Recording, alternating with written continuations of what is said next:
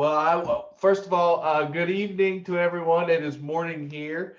I am really excited to share with you today and to go over just public speaking in general. I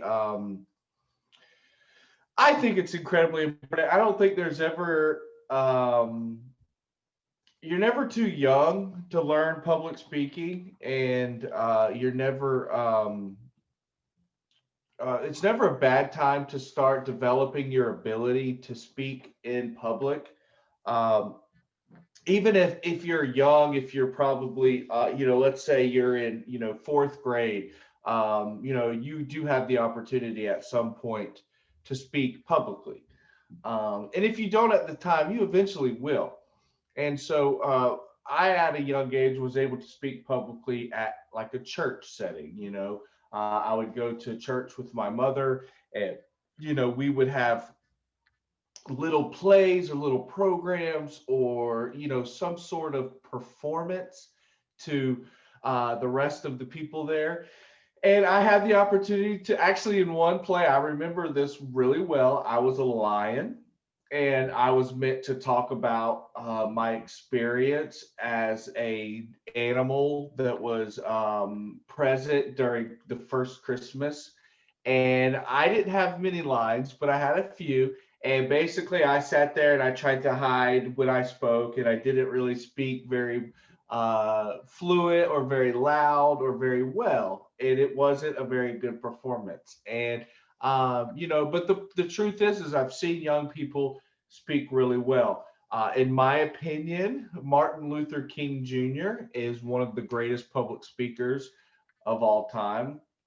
Maybe arguably the greatest. We don't have a lot of video of people speaking prior to that, but we do have some audio, and then obviously some the words, the text of a lot of speeches prior to that. And so Martin Luther King Jr. also spoke from a very young age. Martin Luther King Jr.'s father was a pastor at a church, and he spoke in front of the church many times as a young man or a young boy. And so starting early is important. Also, it's never too late to start. Even if you are, let's say you're in your 30s or 40s or even your 50s or 60s, it's never too late to learn a good public speaking habits and skills. And so while we get started, I just want to say, what is public speaking? How do we define the terms, define what it is? Well, it's basically the process of presenting a message to an audience, small or large. What I'm doing right now, although I wish I could see your faces and interact with you and smile and engage a little more, that doesn't allow me to do that. But I am speaking publicly right now, because there is an audience. And so I am trying to practice some of what we will talk about today. But as we move forward, there have been many famous speeches that have made huge changes in this world. I mentioned Martin Luther King Jr. Martin Luther King Jr. is known for being a for creating a lot of things, a lot of civil rights, for convincing a lot of people to do a lot of things. That's what he did. Public speaking is technically persuasion, or trying to get someone to believe something or do something. Today, my hope is that you believe that public speaking is important and you start to let it be an important thing in your life. It's also my hope that you decide to join me for a class one day. Those are the things that you do when you are giving a public speech. There's also been a lot of speeches that are not that did not make a big change in the world, but maybe it made a big change in one person's life. That is also a very, to me, that is very special, that you impact just one person's life with what you say. It is very, very important and powerful. So in mentioning power, we will talk about how why should we, what is the point? And I already talked a little bit about it, but what is the point of learning to speak publicly? There's one very important thing. It is empowerment. It is empowering. It will give you a special, if you are good at speaking publicly, it will give you a special place in a lot of people's lives. Because, for instance, number one, what I see the most, and I think is the most popular form of public speaking, is a church setting. Like if in America, we go to church on Sundays, and the person that speaks to us is our pastor, and it is very empowering. He has a lot of power. That doesn't mean that he can control our lives or anything like that, but it means that he has the ability to influence, to make us have, to make us think differently, to make us act differently, and things like that. Obviously, you use that for good, though. You see politicians speak publicly all the time. That's why, because they have a lot of power and they need to influence their people, and so they speak publicly to them. And so it gives you a great deal of influence over people, which needs to be used wisely and for good things. Another thing is its employability. I don't know, I'm sure a lot of parents are familiar with this. If you go to a job interview, I always like to say, all I need is an interview. That's all I need.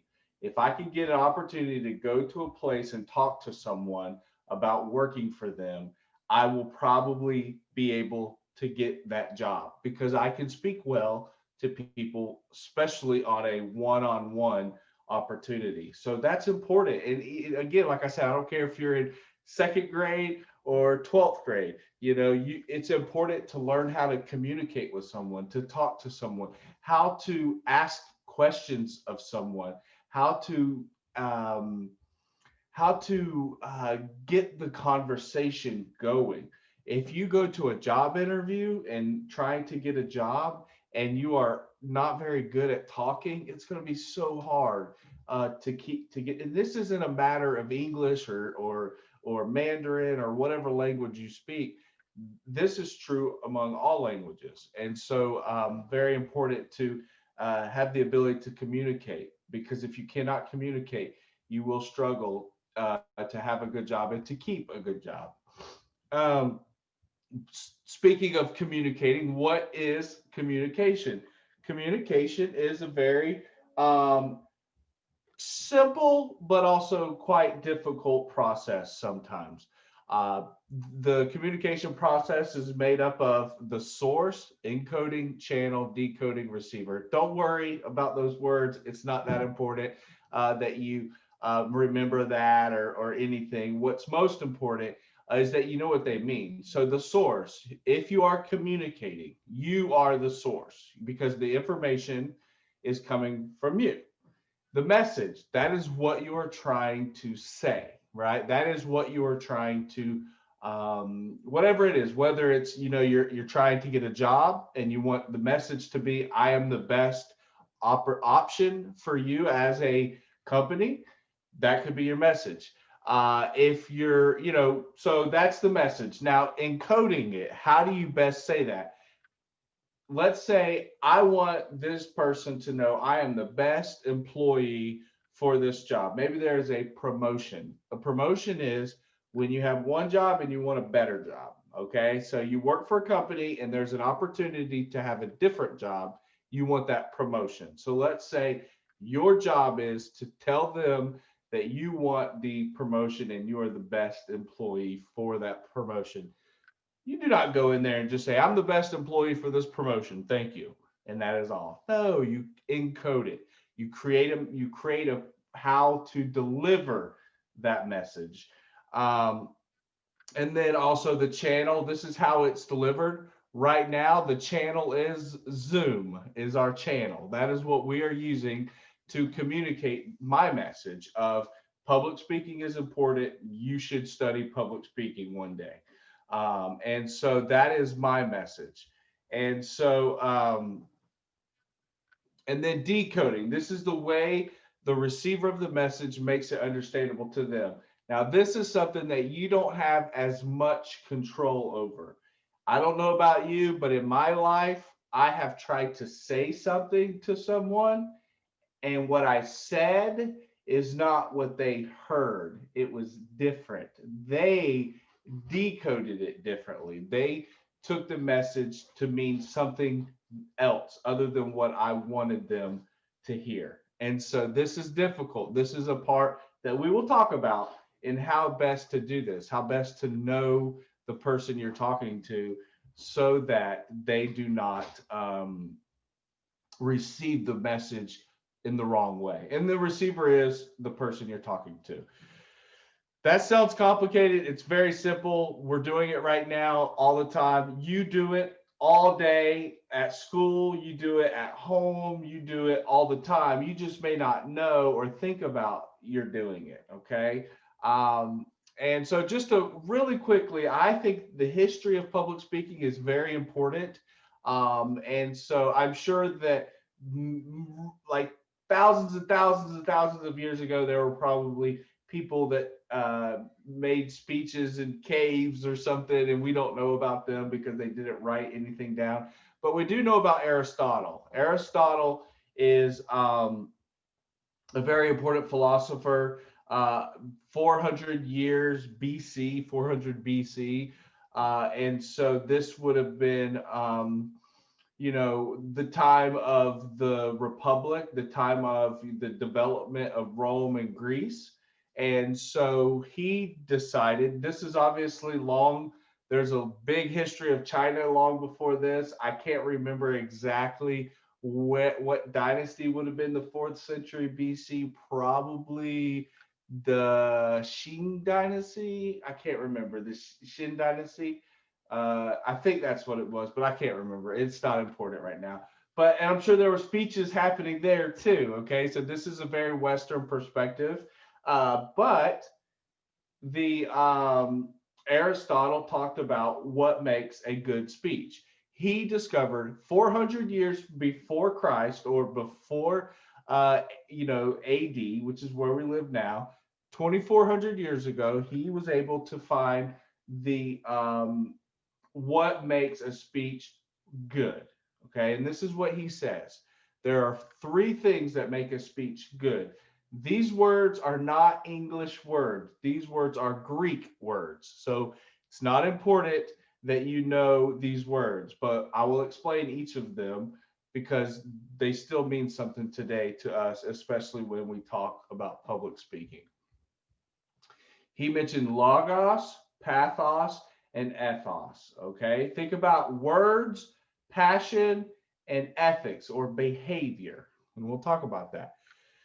Ethos is credibility and ethics. For instance, if I came to you today, this morning, and I said public speaking is very important, and this is the way I said it: public speaking is really important, and you should be really good at this, and I think that this is an important thing, right? I'm not a good public speaker, right? That is not a good way to communicate. That is bad. So you would not believe me, and I would not have the ethos to convince you that public speaking is important and good, because I would not be showing you that I know what I'm saying, right? Logos, logic and reason. Okay, this is what I'm saying. These are the things I'm telling you. If I came to you and I didn't have any reasons for making public speaking important, you wouldn't believe me, and that would not do well. I would not be a good public speaker because I couldn't show you why it's important. And then pathos, this goes back to what I said about ethos. If I'm just like, I think you should probably learn public speaking. I mean, you're fine if you don't. It doesn't really matter. It's not important, but you should probably try to get better at speaking in public. That's not very convincing, right? That is not a good way to explain the importance of public speaking.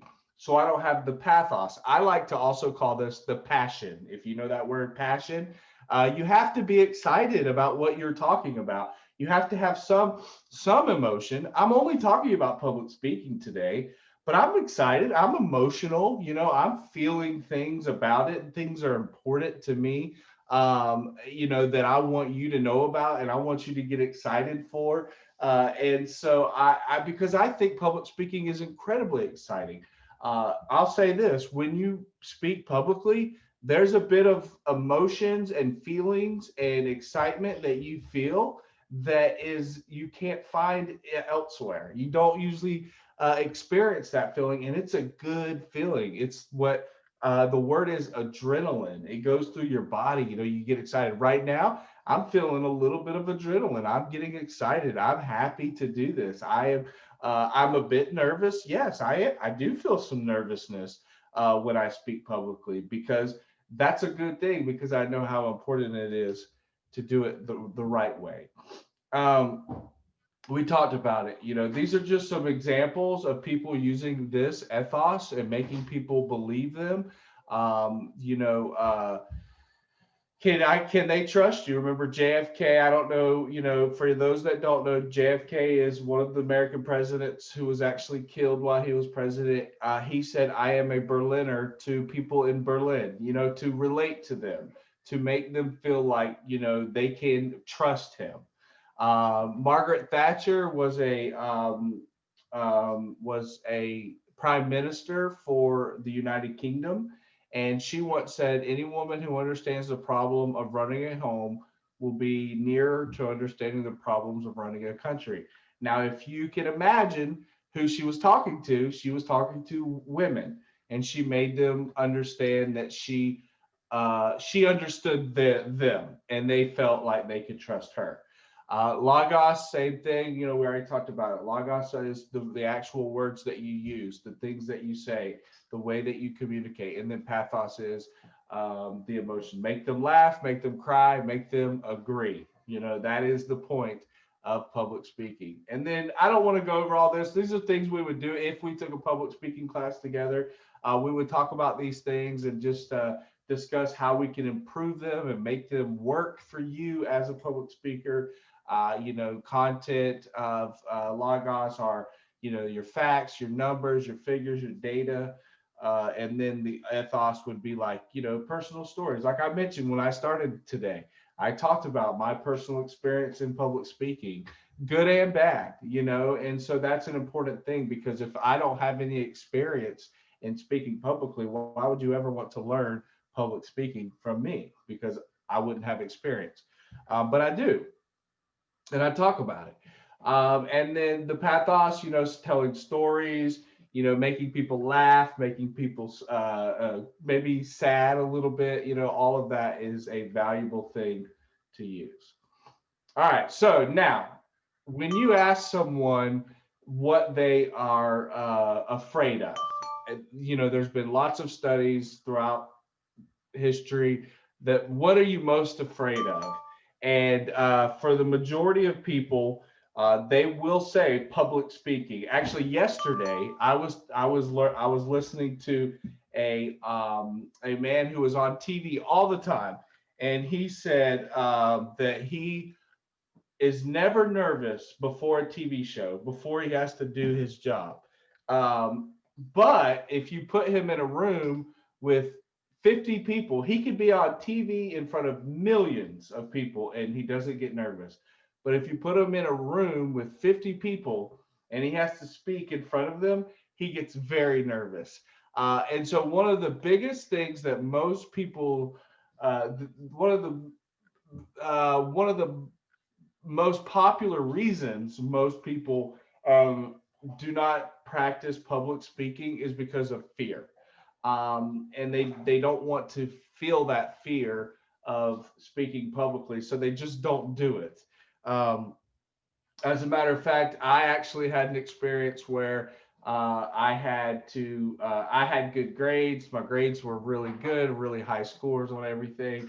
But I had to give a speech, and it was a very important speech, and it was a big part of my grade, but I was so afraid to do it. I did not want to do it. I did not want to go through that fear and that I don't know. I was just very afraid to speak in front of my peers, in front of my classmates, and so I just did it. And I lost a lot of score because of that, because I was too afraid. And that was a big part of the why I wanted to fix that. I wanted to not feel that anymore. So how do you do that? How do you um, overcome the fear of public speaking or the anxiety of public speaking? Well, the first thing I would say, maybe you never will. Maybe you will always be a little bit afraid. I'll say this, I've spoke publicly many, many times, and any time that I have to do it, I feel a great bit of nervousness or maybe even a little bit of fear still today. So I don't know that you'll ever overcome it, but you will become more confident that even though you are fearful or a little bit afraid, you can still do it, and you can still do it really well. Okay, so that is something that you can start to learn about yourself. Um, and how do you get there? Well, you just keep on trying. You keep doing it. That is how you get better at public speaking. Every opportunity you get to speak in front of your classmates or to speak even in front of your family, you should take it. And you should, um, even if it's just your family, even if it's just maybe you go for the new year, maybe you're celebrating the new year and you have lots of family. Maybe not this year because of COVID, but maybe soon you will be gathered with your whole family. Practice. Use them as your audience, as an opportunity to learn and to get better at speaking in public, because that is still public speaking with your family. Um, so some really important things to help you overcome fear and to just be a better speaker is to know the room. Be familiar with where you are and what you are doing. There are a lot of good stories about what happens if you don't know your room. Even as simple as, let's say you're on a stage somewhere and it's a small stage. You don't want to fall off the stage, right? You have to know where you are and what you're doing. That is a very important piece of public speaking and really is affects your performance in a big way. And then know the audience. So if I'm giving a speech to, well, for now, right, I am speaking to a person who studies English as a second language, not their first language. And so I have to be careful about how I say things, what I say, and how fast I say it, how slowly I say it. I have to be careful in the what I do. When I am giving talking to someone who speaks English for their as their second language, my way of speaking is different. The way I'm talking right now is not the way I talk to my family or to my wife or to even my bosses or anything like that. This is not. It's not a big difference. It's just a little bit different about the way that how quickly I speak. I am a natural slow speaker. I am from the southern United States, so I naturally speak a little slower, which is good for teaching English to ESL students or second language learners. That's a good thing. That helps me. But I'm actually don't speak as slow as I'm speaking right now in every day, when I talk to my family or other people around, here. You have to know the audience. You have to know what they need and what they don't need. Uh, if you are speaking to a room full of let's say you're speaking to a room full of children, you have to know that number one, keep it short and keep it simple, right? Those are things you need to know when you're talking to children. If you're talking to a room full of college professors, you don't have to keep it simple. You can but you have to make sure that your ideas are understandable even if they're difficult. Know your material. This one's really important. A lot of people make the mistake of writing a speech and just never practicing it or never reading it and never going over it. And that makes for really difficult moments, because if you go and you give a speech and you're not familiar with the material, with what you are saying, they will know that you are not confident in what you are saying because you don't understand you don't know your material as well as you should.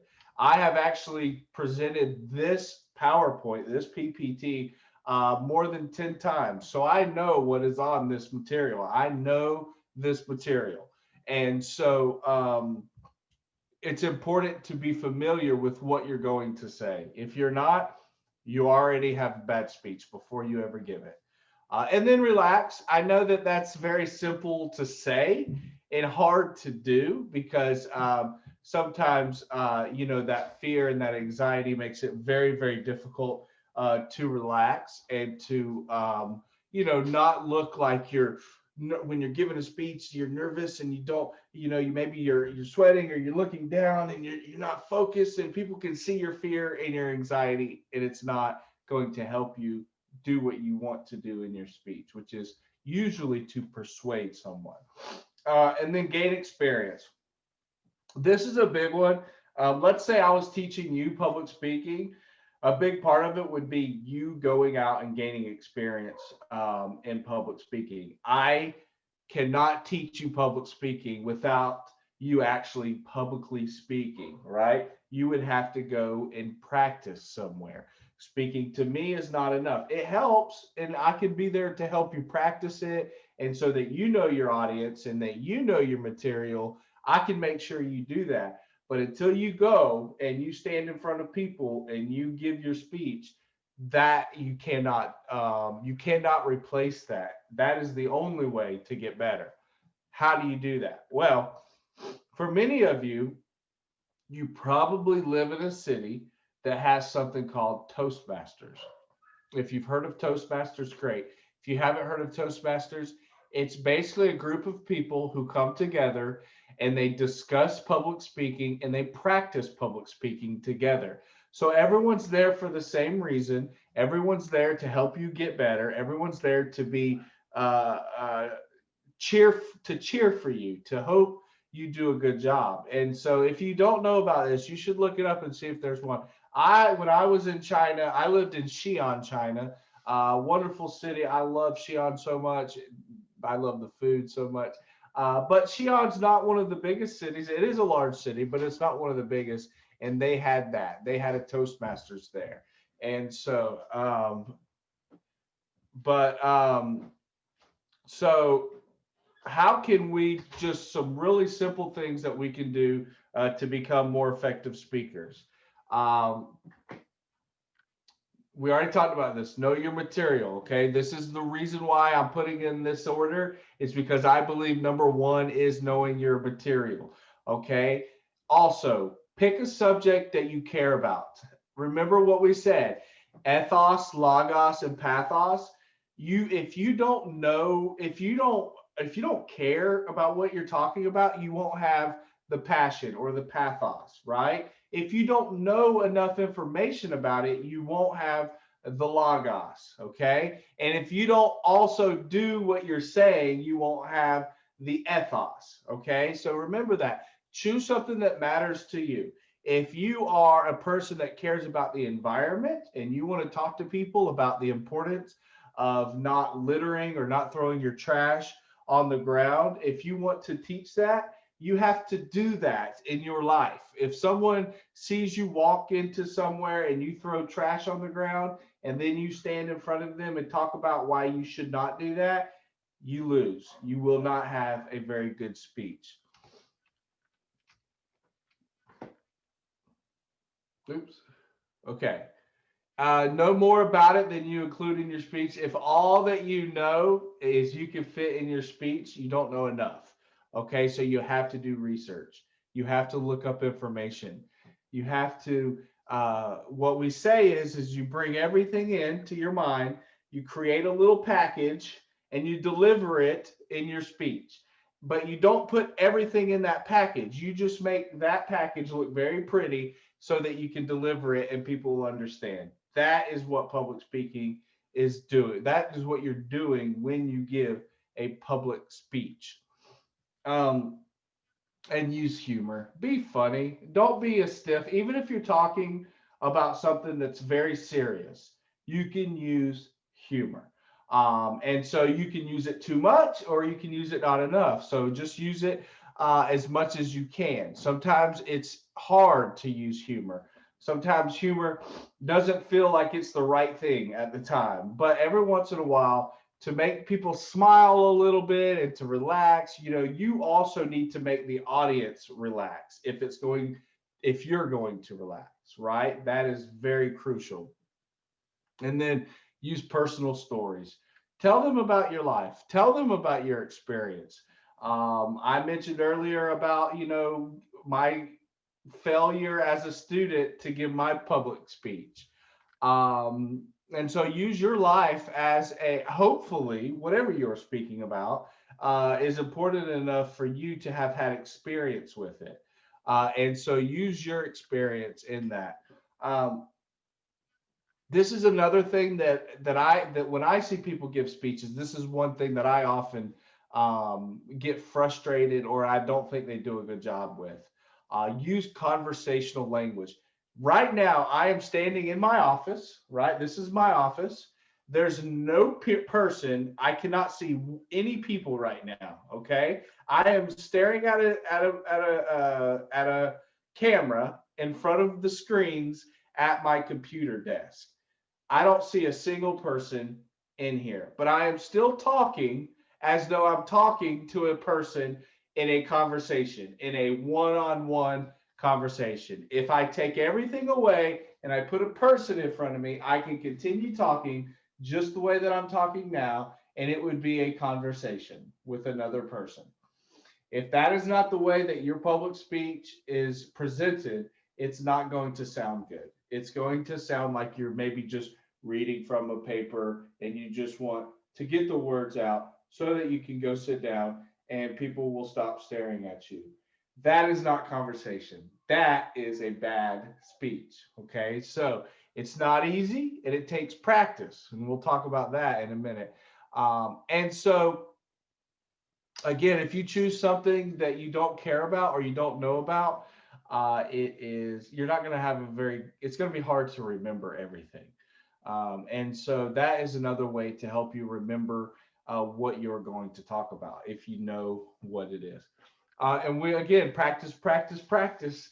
And I mean, like, you can practice anyway. There's not just one way to practice. You don't have to join Toastmasters.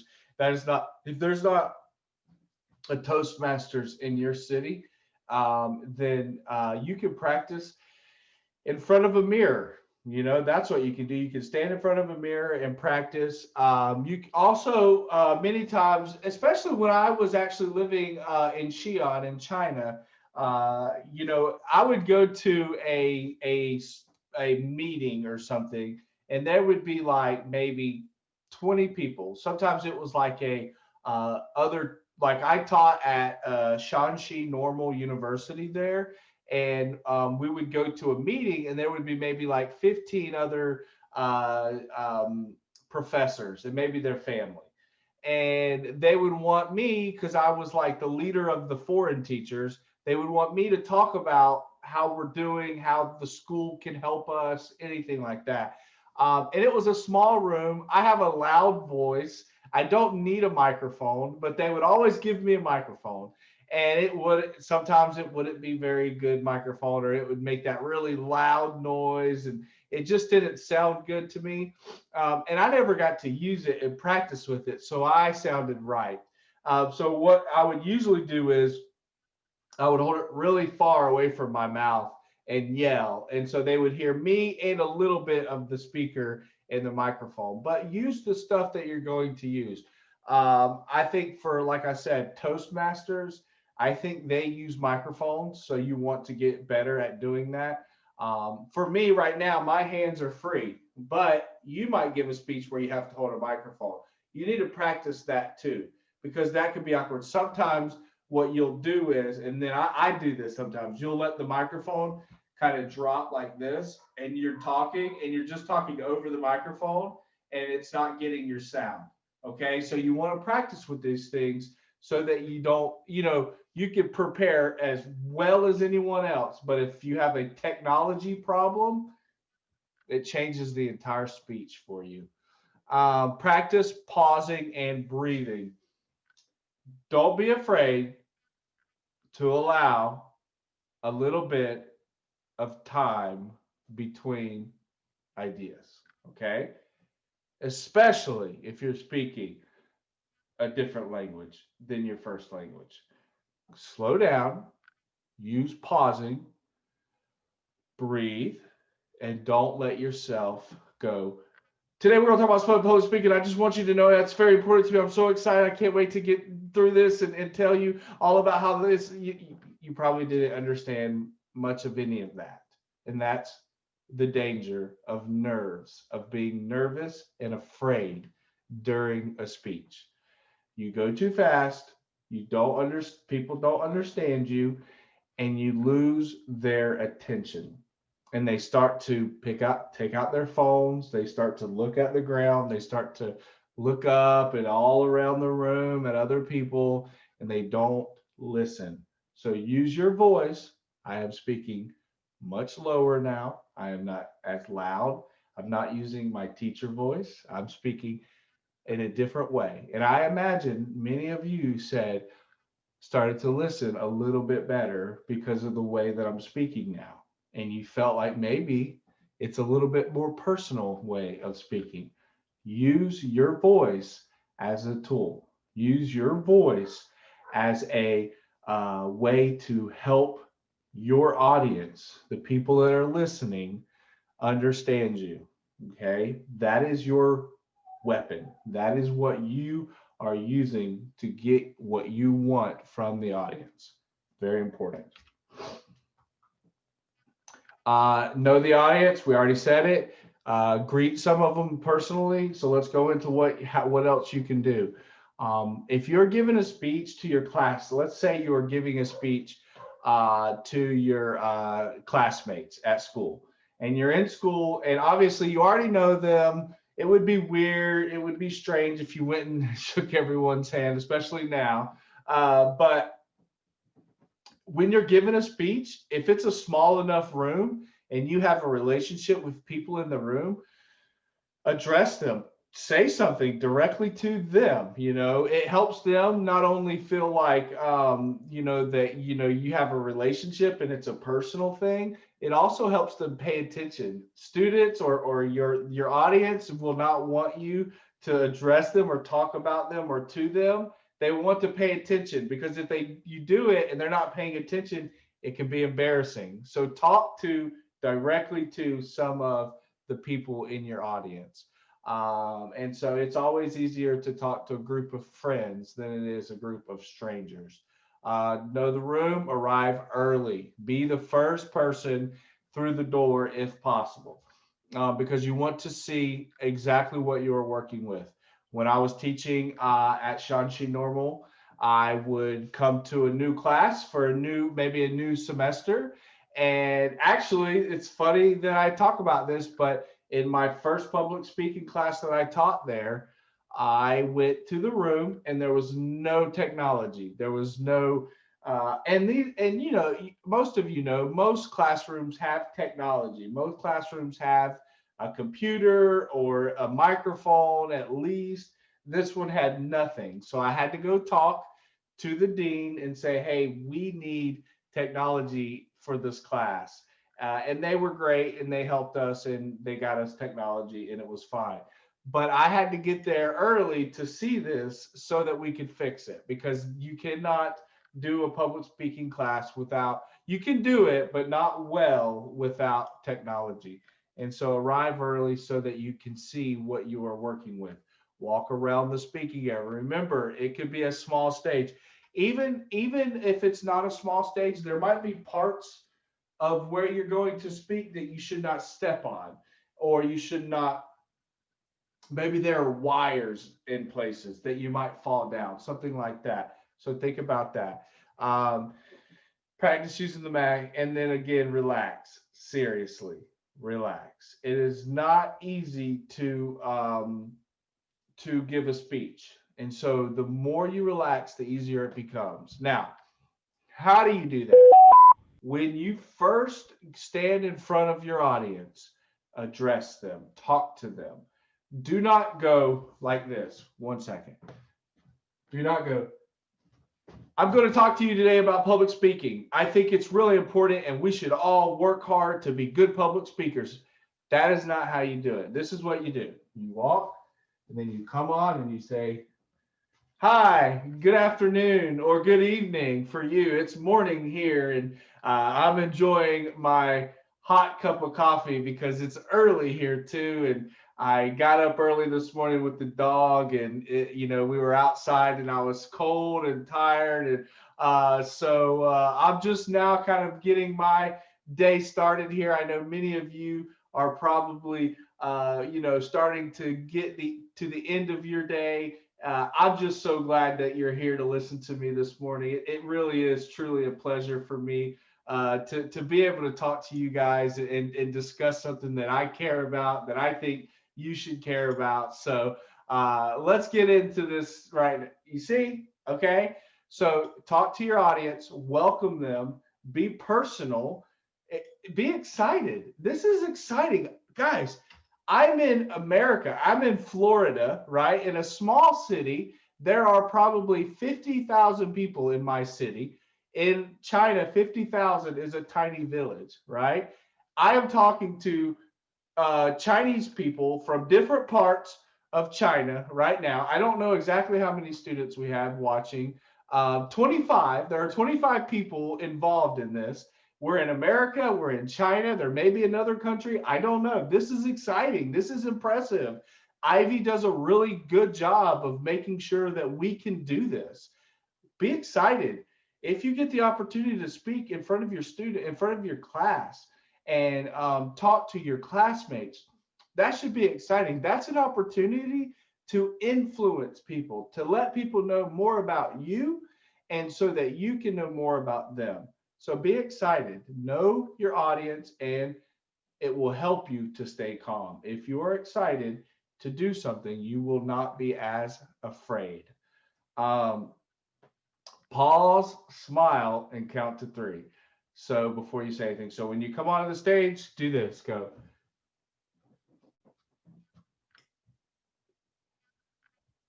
It's so good to be here with you all. Do you see how that's a little better than just going, okay, I'm excited to tell you, it's like, whoa, slow down, right? Slow down, go slow, take your time.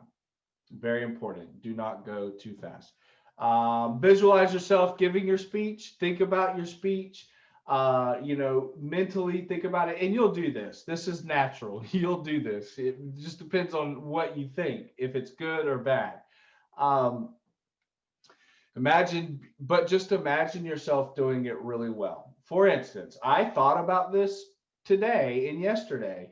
I had to think, what am I going to say? How am I going to say it? How do I get small kids, because I know there are small kids listening right now. How do I make you care about public speaking? And that's not easy to do, because for many of you, you just want to be better at English, and that is great. And you will get better at English with me and with other Ivy teachers. You will. But how do I show you that not only should you try to get better at English, you should try to get better at speaking English in public? That is scary, right? Of course, that's scary. But it can be done. And what happens is you learn how to speak publicly in English better, and your English is getting a lot better, right? You're becoming a good public speaker, but your English is becoming a really, really good, because you're not focusing on English, you're focusing on public speaking, and the English will get better by itself because you are going to get better at speaking. So that's what I imagine. I imagine young kids. How do I make them smile? How do I make them enjoy their time with me? Because that's important. That's what being a teacher is. I don't care what you teach or who you teach. If the people you are teaching or helping do not enjoy being with you, it will not be a fun class. And that's what my students do. I think for the most part, my students enjoy hanging out with me. And I have to imagine that they are going to do it that way so that I have the confidence to teach them. People want you to do well. I don't think anyone goes to a speech hoping that the speaker is not very good. They are cheering for you, right? Audience wants you to be interesting. They want you to sound good. Even if you are in like third grade and you stand in front of your class to speak, your audience hopefully wants to see you do well. They're usually feeling two things. Either they want to see you do well or they don't care. Okay, and maybe that's okay. Most of them very none of them want to see you do bad. Most of them want to see you do well, or they don't really care, and that's okay too. That's just the way it is. And then don't apologize.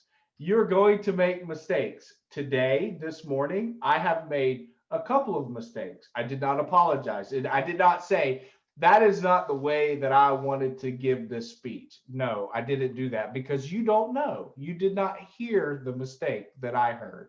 And so don't worry about that. And they probably don't know that you're nervous.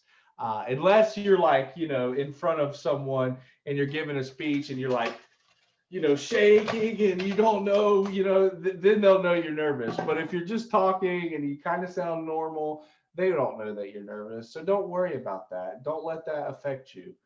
Um, and then always focus on the message, not the medium. What does that mean, teacher? Let me show you.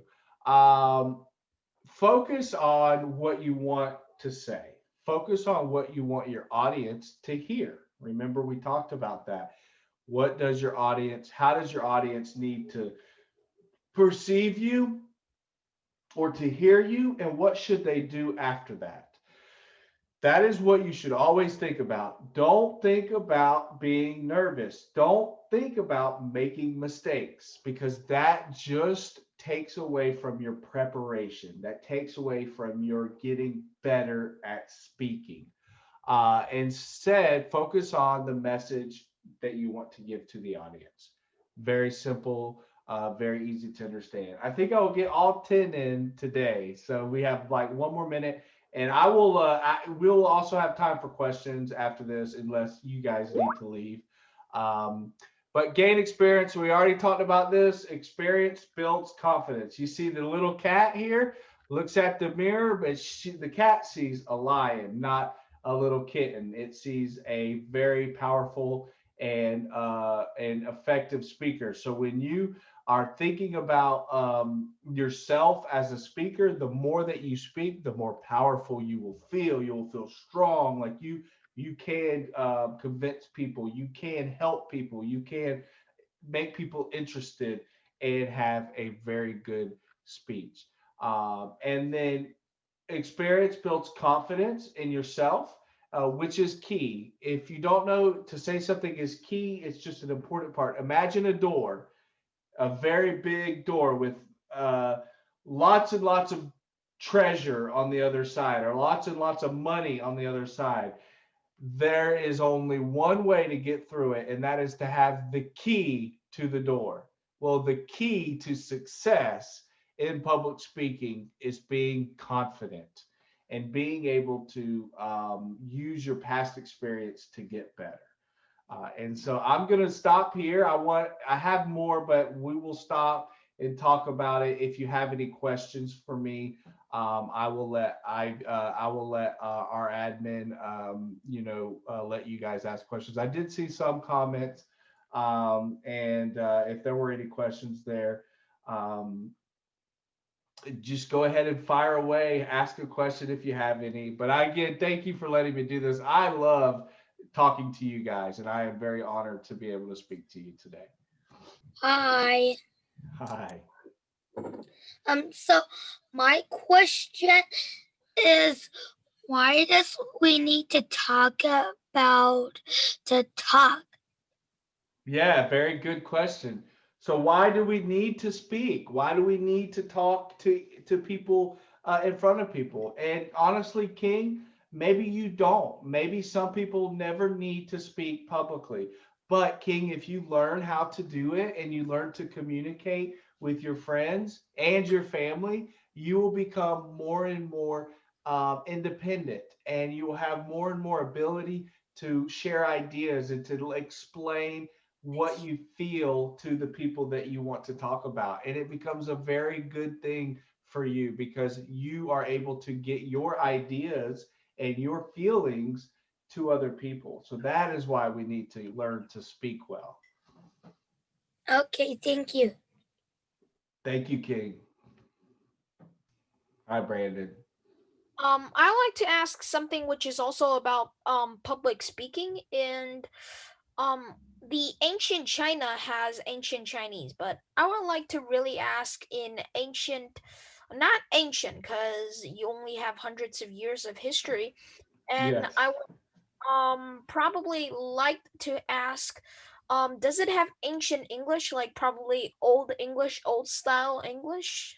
Yes, yeah, very, very good question, Brandon. And there are many older English. I mean, there you can go back to like there's a story called Beowulf that is Middle English, and then you have Old English, which are stories um, that are. I used to know the name of one, but I'm totally forgetting it right now, Brandon. But that most of those things were stories and they were given publicly. And so we have ancient English or old English writings from a long time ago that eventually became what we speak today. If we go back to that time when they spoke that type of English, we would not understand it. But even in that time, they were giving speeches. The even today, when we read um, old poems like the Iliad and the Odyssey. These are ancient Greek poems.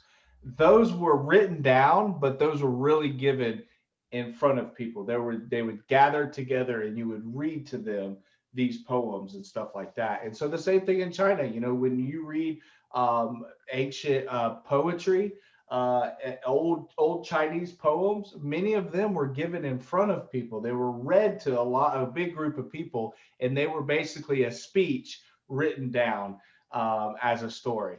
And so that is the way most people, for millions and millions of years, not millions maybe, but for many, many years, we communicated through speech, through our words. That was how we remembered history. You know, we have books today, but for the most part, those books were just stories that we wrote down eventually. And so speech is the number one way to communicate, and it always will be. Old English, old Chinese, new Chinese, it never changes.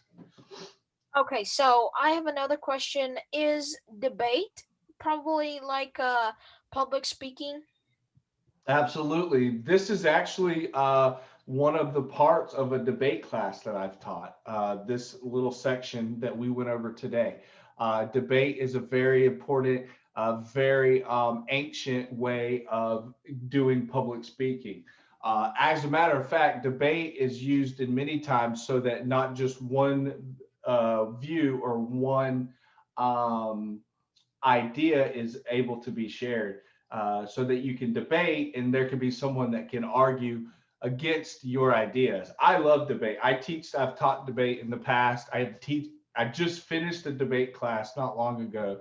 And it is an incredibly important thing to learn, because once you get older, you're going to need to debate. Whether you're debating, you know, your coworkers, your colleagues one day about an idea for your job, whether you're debating your wife or husband one day. As a husband, I teach debate, but I've never won a debate with my wife. So it's important to be able to express your ideas and to be able to help other people see the problem with their ideas.